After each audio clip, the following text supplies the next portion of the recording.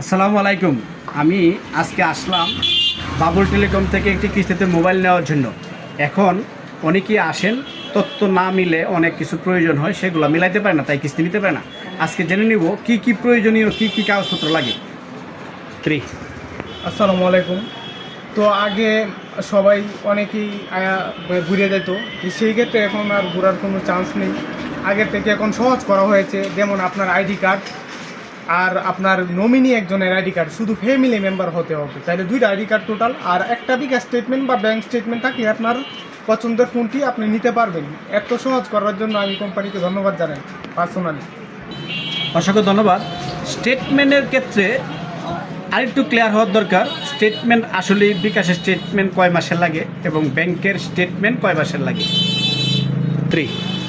Statement সম্পর্কে আমরা যদি বলি, তাহলে বিকাশের স্টেটমেন্টও 3 মাসের জন্য লাগবে, আর যদি ব্যাংক স্টেটমেন্টও নিয়ে আসেন তাহলে ব্যাংক স্টেটমেন্টও 3 মাসের জন্য।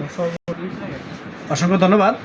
আমরা এইগুলা নিয়ম মেনে 20% জমা দিয়ে কিস্তি নিতে সকলে চলে আসুন বাবুল টেলিকম। সকলকে ধন্যবাদ।